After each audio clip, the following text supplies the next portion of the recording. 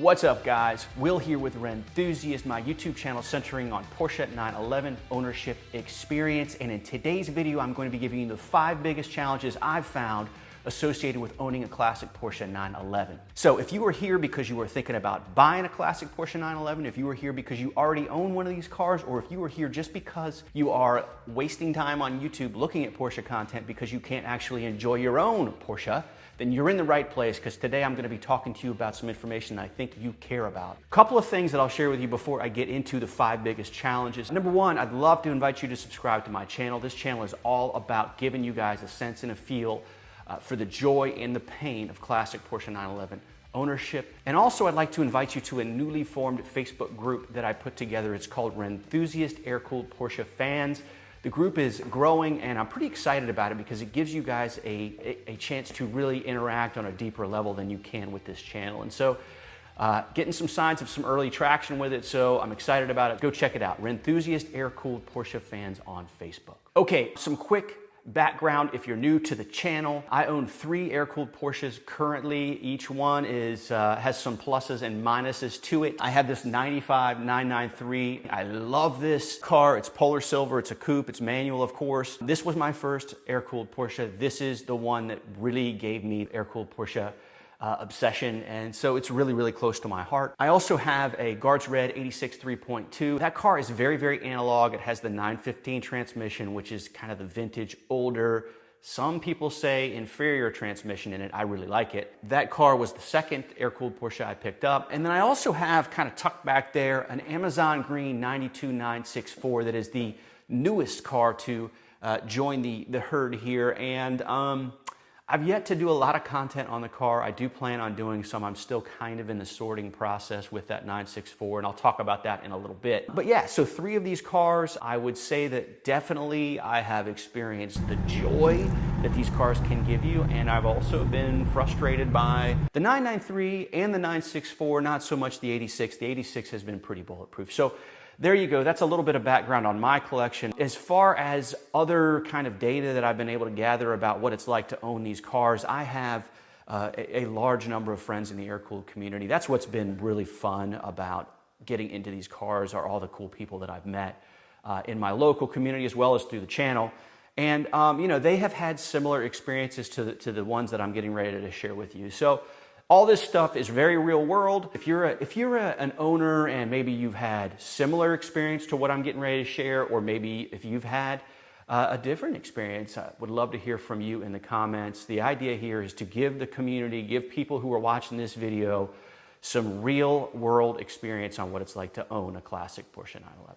Okay, the first challenge associated with owning a classic Porsche 911 is finding a car in the first place. So look, this is going to be a statement of the obvious if you have been shopping for these cars at all. And if you're an owner, you're probably like me. You got bitten and you're totally obsessed. So you're always monitoring the market, even if you're not in the market. But clearly, you know, if you're watching this video, you're probably pretty well aware that the classic Porsche 911 market is out of control price-wise. There's not a lot of great cars out there that are available for purchase. It seems like anything really cool either ends up on BAT, BringATrailer, where, you know, the auction price gets boosted way high because everybody's paying attention to it. Or if you do spot a good car on like Pelican or PCA Classifieds, it goes like that. By the way, I did a video a few weeks back on where to find a classic Porsche 911. I'll put a card up for you in case you're interested in learning a little bit more about where you look for these cars if you're kind of early in the market and you don't really know. Anyway, I guess the first challenge, like I said to you, is you know, finding a good car in a way that you feel like you're not massively overpaying, and in a way that you feel like you're protected from getting, you know, a poor example. I have had friends who have gone to evaluate cars that have been listed on BAT. They've actually had the chance to go see these cars in person. And unfortunately, not to scare you, a lot of time the BAT description, the BAT pictures don't necessarily reveal the true character of the car. And so, you know, as one of my friends puts it, he said to me, hey, you know, this market sure is bringing a lot of classic Porsche 911s out of the garage. And my interpretation about what he's saying is you got a lot of sellers who are looking to cash in on you know, premium prices and the pressure created for buyers around buying quickly, and maybe they are not necessarily fully representing the nature of the car they're selling. I do have a playlist called Porsche 911 Resources on my channel, and there's a lot of information in there for you as a buyer if you're in the market, so you should go check that out. So yeah, that's the first challenge associated with buying a classic Porsche 911 is indeed getting your hands on an example that really meets your criteria in a way that you're not going to get hurt with a lot of nasty mechanical surprises and in a way that you're paying a fair price. Okay, challenge number 2 associated with owning a classic Porsche 911 is finding a shop to work on the car. I have been fortunate in that I have a fair number of shops within an hour to 2 hour driving distance, and they have been very trustworthy. They're different types of shops, and I've had a good experience with all these guys, but it's just a consistent problem that people who reach out to me via email and in the comments on my videos share with me is that they have a hard time finding somebody who knows how to work on air-cooled Porsches. There are plenty of shops out there that claim that they can. Unfortunately, a lot of them don't really understand the art of how to work on these cars. I mean, needless to say, this is older technology. I think a lot of the guys who really worked on these cars back in the day have retired out of the workforce. So, you know, it is a challenge for sure. When you find an air-cooled mechanic that you really feel is competent and who you can trust, you need to work hard to cultivate that relationship. I've found that my local guy has been an invaluable resource to me. We've become friends. I can just go into his garage whenever and wander around and see what he's working on. I can pick up the phone and call him about any car that I'm evaluating, and he'll give me some tips on what I should be thinking about and what I should avoid. So yeah, I mean, that has been a challenge of owning a classic Porsche 911 is having a shop to work on it. I've kicked some tires, I've worked with some different shops, and I've settled on one that I really like local to me. So if you're considering getting into these cars, I would start sooner than later interviewing shops that could work on a car that maybe you end up purchasing. Okay, the third challenge associated with owning a classic Porsche 911, and this is one that has really tested my patience, is what I'll call like the first 12 months of the sorting process. So I've played around with this idea, and it seems to have gotten traction with guys that I've talked to about it, but I feel like you need to set aside 10 to 20% of the amount of money you've spent on the classic Porsche 911 that you've bought. Just set the equivalent amount of money aside and be prepared to put it into the car for deferred maintenance, for repairs, and ultimately for mods if you're wanting to go down that path.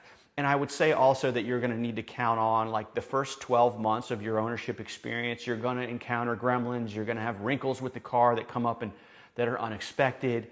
You know, that was my experience with this 993. You know, I bought it, it arrived, it immediately had some, you know, sensor gremlins that were going on with it, and it just, you know, became frustrating, right? It took me about, in this case, about 6 months to really get this car to the place where I felt good about jumping into it and driving it from North Carolina to Florida with no concerns. And so that's the third challenge associated with owning a classic Porsche 911, is that initial sorting process. There is some financial pain there, but there's also just going to be like this psychological and emotional frustration that comes from it, right? Because I don't know about you, but when I buy one of these cars, man, I want to experience it. I want to drive it. I want to, you know, go on group drives, all that good stuff. And so it sucks when the car is just sitting on my mechanic's lift. But I just think that is an expectation that you need to have if you're looking to get into one of these. You know, if it doesn't happen to you, then congratulations. Or if you've got an air-cooled mechanic in your back pocket that can fix it like that, that's awesome too. So, you know, that really is the third challenge, is getting the car to the place where it's 100% reliable. And that's the good news, by the way, about these classic Porsche 911s, is that once sorted, they are pretty bulletproof. Okay, the fourth challenge associated with owning a classic Porsche 911 is getting the car where you want it, okay? So this is a little bit different than what I just shared with you around getting the car mechanically sorted. You know, the last challenge I shared with you was really about making sure that the car starts every time and drives without any drama. This fourth challenge is really about dialing the car in and making it what you want. You know, I envy guys that are comfortable, are peaceful with just leaving a car stock, because I'm not like that.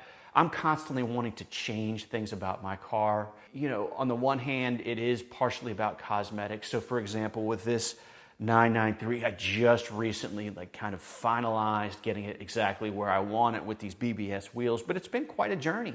When I picked up this 993, it had the stock suspension on it. It sat too high in the air. It just really wasn't to my taste. And so I just felt like, hey, I need to get the suspension done. So $4,500 later, boom. So, that is the fourth challenge, is this notion of constantly seeking perfection. And so it could be that you are very happy with a stock classic Porsche 911. And so once you get it mechanically sorted, you're good to go. I know for me, the fourth challenge is really about finding that exact stance, the right wheels, the right interior. And so on the one hand, that's been a fun component of owning classic Porsche 911s, but on the other hand, it has been one of those things that kind of keeps me up at night, because I just can't get satisfied, or I have not been able to get satisfied. The good news is I know it's possible, because I love the way this 993 looks. The fifth challenge associated with owning a classic Porsche 911, and this is a little bit tongue-in-cheek, is that you are going to become obsessed once you get bitten by the bug. So I think if you're watching this video, you can probably relate, because here you are on YouTube looking at Porsche 911 videos. I am that way, right? So the fifth challenge is becoming obsessed with these cars. I know that after I picked up my 993, I spent so much of my time on Rennthusiast looking for parts, looking for ideas. I watched videos, and then I very quickly knew that I wanted to get an older air-cooled Porsche to join the 993 in the garage. And so, transparently, sometimes I kind of hit the pause button on my texting with buddies about the car and looking at listings and looking at pictures and videos. And I kind of ask myself, man, is this healthy, just how obsessed you've become with these cars? So, just be prepared. It is kind of funny, but it is true, right? I mean, I just find that these cars are so all-consuming. So there you have it. Those are the 5 challenges I've found with owning a classic Porsche 911. Really, what it boils down to is these cars are a joy to own. When you are hammering them through the twisties in the mountains, diving into a switchback, you'll know what I'm talking about. They are just so good. But on the flip side of that, they will try your patience. They're going to cost you more money than you really want to spend on them to get them sorted, and it's going to take you time off the road to get them where you want them. But at the end of the day, it's totally worth it. So, if you are into this kind of content, once again, I invite you to subscribe to my channel. This is the kind of thing I do. I also do driving experience stuff, so I'll compare the cars for you, and I'll give you a sense and a feel for what the differences are. I cover events, so I love going to air-cooled Porsche shows and underground rallies and that kind of thing, and I cover that. And then I also do Porsche 911 owner interviews, which are quite popular. So if that's your kind of thing, please subscribe. And again, I did start that Facebook group, Rennthusiast Air-Cooled Porsche Fans. Would love to have you there. You can jump into the conversation. So I hope you've gotten something out of this video, and I look forward to hopefully seeing you next time. I'm out of here.